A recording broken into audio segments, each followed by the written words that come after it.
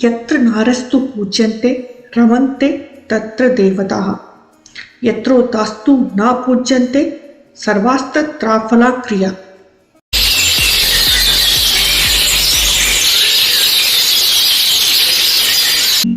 मित्रों, नारी हमेशा से पूजनीय रही है।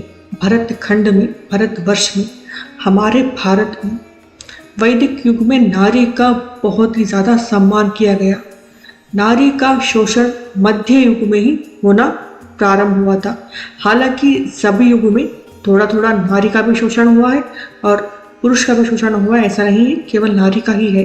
परंतु मध्य युग में नारी का बहुत ही शोषण हुआ है, क्योंकि मध्य युग ऐसा समय था भारत में समस्याएं उत्पन्न हुई थी। भारत में बाहरी शक्तियों का आक्रमण हुआ और उन शक्तियों का वर्चस्व होने के कारण से नारी शक्ति का बहुत ही शोषण हुआ था। तो उसके बारे में भी बात करेंगे। आज हम बात करते हैं नारी शक्ति के बारे में। मित्रों, शुरुआत में मैंने एक श्लोक कहा था, वो श्लोक अथर्ववेद से लिया गया है। उस श्लोक को मैं फिर से आपको एक बार बोलूंगी, सुनिएगा। यत्र नारस्तु पूज्यन्ते रमन्ते तत्र देवताः यत्रोतास्तु न पूज्यन्ते सर्वास्त्राफल क्रिया।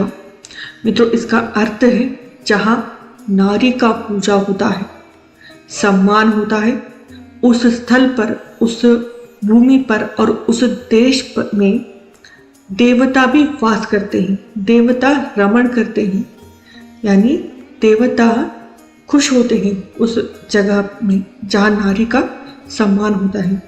देवता उस कुल और भूमि में निवास करते हैं और उस कुल देश भूमि का सर्व कार्य संपन्न होता है। जिस देश में, जिस कुल में, जिस घर में नारी का सम्मान होता है। जी हाँ, और अंतिम श्लोक में जो मैंने कहा था, यत्रोतास्तु न पूज्यन्ते सर्वास्त्रताफला क्रिया, इसका अर्थ है जहाँ नारी का पूजा नहीं होता, जहाँ नारी का सम्मान बिल्कुल नहीं होता, वहाँ पर राक्षस वास करते हैं। जहाँ नारी का सम्मान नहीं होता, वहाँ उनके सभी क्रिया निष्फल होते हैं। जी हाँ मित्रों, वैदिक युग में नारी को देवी का स्थान प्राप्त था। जो भी पुरुष नारी को संबोधित करता, देवी, हे देवी कह के ही संबोधित करता था। उस समय बहुत ही उच्चतम संस्कृति थी। मित्रों, आज का आप विचार करेंगे ना, आज कुछ नहीं है। उस समय के हिसाब से देखेंगे तो उस समय आप कहते हैं ना, हमारे भारत की स्त्रियों का जो दशा है वो बहुत ही हीन था। जो अभी ब्रिटिश लोगों के आने के बाद ही उनके दशा अच्छा हुआ है। इस समय ही नारी का दशा ठीक है, ऐसा कुछ नहीं था। वैदिक युग में नारी विद्वांस हुआ करते थे। मैं आपको बता दूं, लोपामुद्रा, गार्गी, मैत्रेयी और भी बहुत सारे ये प्रसिद्ध महिला हैं, इसीलिए इनका नाम मैं आपको बता रही हूँ। इन सब जो महिलाएं हैं ये विदुषिया थी। ये सब महिलाएं शास्त्रोक्त करते थे। बड़े बड़े विद्वानों के साथ, बड़े बड़े विद्वान पुरुषों को इन्होंने हराया था शास्त्रार्थ करके। आपको पता है शास्त्रार्थ क्या होता है? दो बड़े विद्वांसों को आमने सामने बैठा दिया जाता है और दोनों के ज्ञानों को टटोला जाता है, कौन ज्यादा ज्ञानी है दोनों में। गार्गी, मैत्रेयी, लोपामुद्रा ये सब बड़ी बड़ी विद्वान महिलाएं थे। इन्होंने बड़े बड़े विद्वान पुरुषों के साथ इन्होंने शास्त्रार्थ किया और बड़े बड़े विद्वानों को इन्होंने हराया है। जो लोपामुद्रा जी है ये ऋषि अगस्त जी की पत्नी है और उस युग की एक महान दार्शनिक महिला थी लोपामुद्रा जी। और शास्त्रार्थ, यज्ञ और पौराणिक ज्ञान में लोपामुद्रा बहुत नाम इनका प्रसिद्ध था। जी हाँ, उस समय में इन सब वैदिक महिलाओं के बारे में मैं एक अलग से वीडियो जरूर बनाऊंगी ताकि आपको भी पूरी जानकारी संक्षिप्त रूप में जानने को मिल सके, जो कि उस समय की महिलाएं कैसी हुआ करती थी।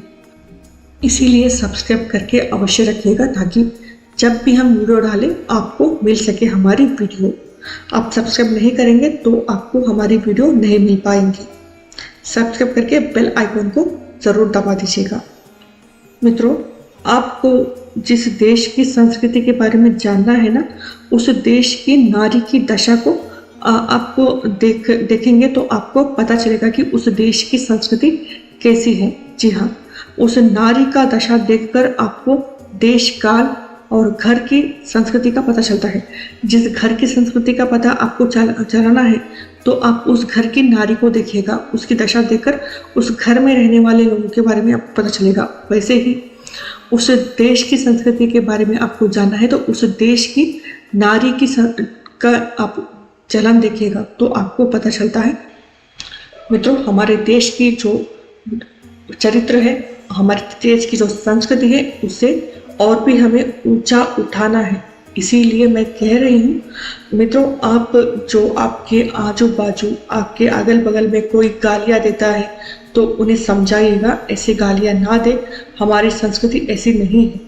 और कोशिश करिएगा हमारी संस्कृति के बारे में आप अपने घरों में, अपने आसपास आपके बच्चे हैं, छोटे छोटे बच्चे हैं, तो उनको समझाइएगा, हमारी संस्कृति से अवगत कराइएगा।